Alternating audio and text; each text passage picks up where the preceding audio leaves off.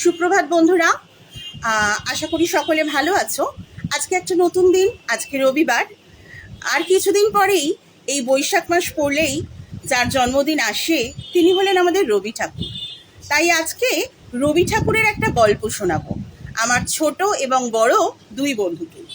তার আগে একটু বলে নিই, আমার গল্প, আমার কবিতা যদি তোমাদের ভালো লেগে থাকে তাহলে অবশ্যই আমার ফেসবুক পেজ গৌরী দত্ত এই পেজটি ফলো করো, লাইক করো, কমেন্টসে জানিও তোমাদের কেমন লাগছে। আর ভালো লাগলে অবশ্যই শেয়ার করে সব বন্ধুদের শোনার সুযোগ করে দিও। আর আমার ইউটিউব চ্যানেল, যেখানে আমি বাংলা শিক্ষিকা, বাংলা ভাষা, সাহিত্য, ব্যাকরণ পড়িয়ে থাকি, সেই চ্যানেলটিকে সাবস্ক্রাইব করো, লাইক, কমেন্ট, শেয়ার করো, আমার পাশে থেকো বন্ধুরা।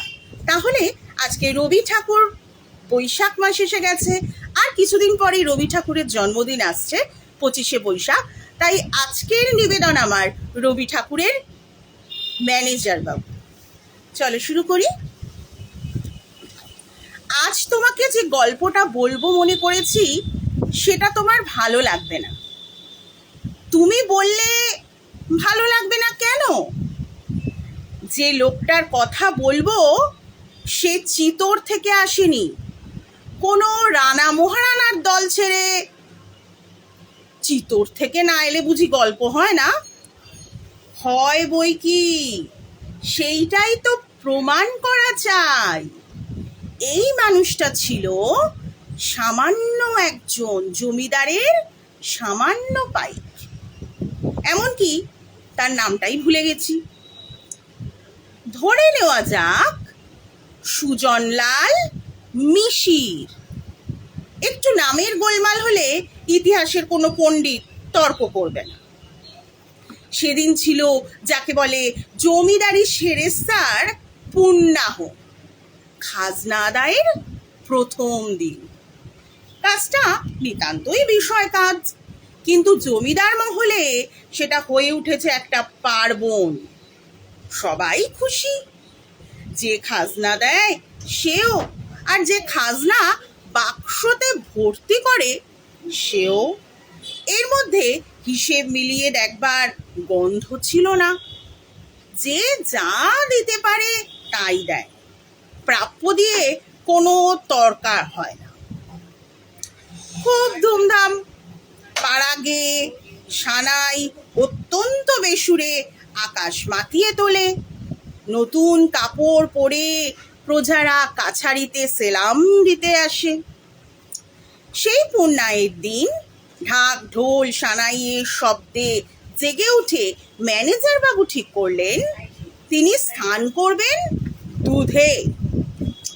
চারদিকে সমারোহ দেখে হঠাৎ তার মনে হলো তিনি তো সামান্য লোক নন, সামান্য জলে তার অভিষেক কি করে হবে? ঘড়া ঘড়া দুধ এলো গোয়ালা প্রজাদের কাছ থেকে, হলো তার স্নান। নাম বেরিয়ে গেল চারিদিকে। সেদিন তিনি সন্ধ্যাবেলা খুশি মনে বসার রোয়াকে বসে গুড়গুড়ি টানছেন। এমন সময় মিশির সর্দার, ব্রাহ্মণের ছেলে, লাঠি খেলা নিয়ে খুব নাম করেছে, বললে, হুজুর, আপনার নিমক তো খেয়েছি অনেক কাল, কিন্তু অনেক দিন বসে আছি, আমাকে তো কাজে লাগালেন না। যদি কিছু করবার থাকে তো হুকুম করুন।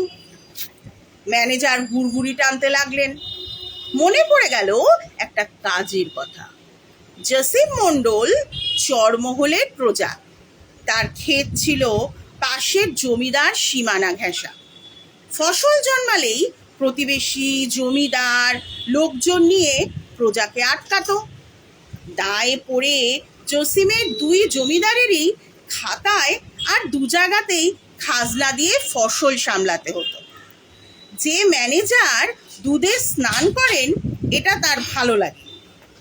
এবছরের জলি ধানের ফসল কাটবার সময় আসছে। এটা চরের বিশেষ ফসল। চরের জমির জল নেমে গেলেই কৃষাণ পলি মাটিতে বীজ ছিটিয়ে দেয়। শ্রাবণ ভাদ্র মাসে ফসল গোলায় তোলে। এবছরটা ছিল ভালো। ধানের শীষে সমস্ত মাঠ হিহি করছে। এবার তার ফসল বেদখল হলে ভারী লোকসান। ম্যানেজার বললেন, সর্দার, একটা কাজ আছে। জসিমের জমিতে তোমাকে ধান লাগাতে হবে। এটা তোমার ওপর ভার দিলাম, দেখবো কেমন মরদ তুমি। ম্যানেজার তখনও দুধের স্থানের গুমর হজম করে উঠতে পারেননি। মিশিরকে হুকুম দিয়ে গুড়গুড়ি টানতে লাগলেন। ধান কাটার সময় এলো। দিন নেই, রাত নেই। মিশির জসিমের খেতে পাহারা দেয়। একদিন ভরা খেতে অন্য পক্ষের লোক হুল্লা করে এলো। মিশির বুক ফুলিয়ে বলল, বাবা সকল, আমি থাকতে ধান তোমাদের ঘরে উঠবে না, সেলাম ঠুকে চলে যাও। মিশির যত বড় সর্দার হোক, সেদিন সে একলা। সবাই যখন তাকে ঘেরাও করলে, সে গুটিসুটি মেরে বসে সবাইকে আটকাতে লাগলো। অপর পক্ষের লোক বললে, দাদা পারবে না, কেন প্রাণ দেবে? মিশির বললে, নিমক খেয়েছি, প্রাণ যায় যা, নিমকের মান রাখতেই হবে। চলল দাঙ্গা। শুধু লাঠির মার হলে হয়তো মিশির ঠেকাতে পারত। অপর পক্ষ সরকি চালালো। একটা এসে বিঁধল মিশিরের পায়ে। অপর পক্ষ আবার তাকে সতর্ক করে বলল, আর কেন, এবার ক্ষান্ত দে ভাই। মিশির বললে, মিশির সর্দার প্রাণের ভয় করে না, ভয় করে বেঈমানি। শেষকালে একটা সরকি এসে বিঁধল তার পেটে। এটা হলো মরণের মার। পুলিশের হাতে পড়বার ভয় অপরপক্ষ পালাবার পথ দেখলে। মিশির সরকি টেনে উপড়ে পেটে চাদর জড়িয়ে ছুটল তাদের পিছন পিছন। বেশি দূর যেতে পারল না, পড়ে গেল মাটিতে। পুলিশ এলো। মিশির জমিদারকে বাঁচাবার জন্য তার নামও করলে না। বললে, আমি জসিমের চাকরি নিয়ে তার ধান আগলাচ্ছিলাম। ম্যানেজার বাবু সব খবর পেলেন, গুড়গুড়ি টানতে লাগলেন। তার দুধে স্নানের খ্যাতি, এ তো সে লোকের কর্ম নয়, কিন্তু নিমক খেয়েছে যখন, তখন প্রাণ দেওয়া, এটা এতই কি আশ্চর্য? এমন তো ঘটেই থাকে। কিন্তু দুধের স্থান। দেখো ছোট বন্ধুরা, আমার সঙ্গে যারা শুনছো তাদের বলছি, আগেকার দিনে তৎকালীন সময় জমিদাররা খুব কুখ্যাত ছিল। কুখ্যাত বলতে তাদের মনে দয়া, মায়া, করুণা, ভালোবাসা, যেগুলো আমাদের সুকুমার বৃত্তি একজন মানুষের হওয়া উচিত, সেগুলো থাকতোই না। শুধু তারা নিজেরা এবং নিজেদের বিলাস, বৃত্ত, বৈভব, প্রাচুর্য এগুলোই বুঝতেন। এবং নিরীহ প্রজা, কৃষক, চাষি, মানুষ সকলকে অতি নির্মমভাবে তাদের ওপর অত্যাচার চালাতেন। হ্যাঁ, এরকমই একটা দৃষ্টান্ত রবীন্দ্রনাথ ঠাকুর তার ম্যানেজার বাবু গল্পে দিয়েছেন। তোমরা সকলেই যাদের এই বইটা রয়েছে, তারা প্রথম পৃষ্ঠাতেই ম্যানেজার বাবুর একটা ছবি দেখতে পাচ্ছ, যে হাতে গড়গড়া নিয়ে টানছেন। সেই ম্যানেজার বাবু, যে কিনা তার প্রজাদের রক্ষক।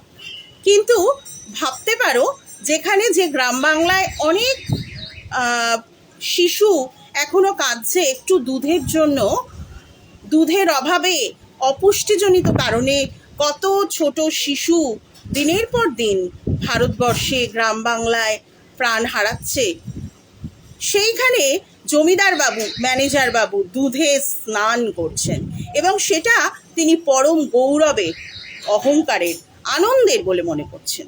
হ্যাঁ, তাই তার যে লাঠিয়াল, তার যে প্রজা, সে কিন্তু দেখো দুটো মানুষের পাশাপাশি চরিত্র বিশ্লেষণ করলে সেই প্রজা কিন্তু নিমক খেয়েছে, মানে তোমার নুন খেয়েছি, তোমার বেতন নিয়েছি, তোমার অধীনে কাজ করেছি, তাই জন্য সে কিন্তু তার শেষ রক্তবিন্দু পর্যন্ত মনিবের জন্য কাজ করে গেছেন, মনিবের প্রাণ রক্ষা করে গেছেন, মনিবের সম্পত্তি রক্ষা করে গেছে তার নিজের প্রাণ বিনিময় দিয়ে। হ্যাঁ, একটুও কুণ্ঠাবোধ করেনি, এবং শেষ অবধি পুলিশ যখন এসছে তখনও কিন্তু সে তার প্রভুর নাম উল্লেখ করেনি। কিন্তু এখানে সব থেকে নিষ্ঠুর চরিত্র, এই এত প্রিয় ভক্ত বলতে পারো বা প্রজা বলতে পারো, তার মৃত্যু সংবাদ শোনার পরও ম্যানেজার বাবু কিন্তু স্টিল নাও জমিদার বাবু যিনি একই রকম আছেন, সেই গড়গড়ি টানছেন এবং ভাবছেন এটা কি আর এমন কথা, এরকম তো কতই হয়, নামাক খেয়েছে তাই জন্য প্রাণ দিয়েছে, অসুবিধে কোথায়, এরকম প্রজা তিনি আরোই পাবেন তার জমিদারিতে। কিন্তু উনি সেই রকম জমিদার যে এই দুর্দিনেও দুধ দিয়ে স্নান করেন। তাই এই যে কি বলবো, এই যে একটা শ্লেষ, এই যে একটা ব্যঙ্গ রবি ঠাকুর দেখিয়েছেন, সেইটার আলোকেই আজকে আমরা তৎকালীন যে জমিদার শ্রেণী, সেই জমিদার শ্রেণীর একটা চরিত্র আমরা পেলাম। এইরকমই আরও সুন্দর সুন্দর গল্প নিয়ে, আরও কবিতা নিয়ে আমি আসবো তোমাদের কাছে। অবশ্যই আমার Facebook page Gauri Dutta follow করো, আর ইউটিউবে যেখানে আমি বাংলা ভাষা সাহিত্য ব্যাকরণ পড়িয়ে থাকি সেই চ্যানেলটি গৌরী দীর সান্ধ্য পাঠশালা, চ্যানেলটি সাবস্ক্রাইব করো বন্ধুরা, সেখানেও লাইক কমেন্ট শেয়ার করে দিও, আমার পাশে থেকো। আর আমার ফোন নাম্বার 9874948168, এই নাম্বারটিতে ফোন করে যদি কারোর কোনো সমস্যা থাকে এবং আমার কাছে টিউশন পড়তে চাও অবশ্যই বাংলা বিষয়, তাহলে যোগাযোগ করতে পারো। আমি নিজের বাড়িতে বাংলা টিউশন পড়িয়ে থাকি। তাহলে সবাই ভালো থেকো, ছোট বন্ধুরা, বড় বন্ধুদেরও প্রণাম।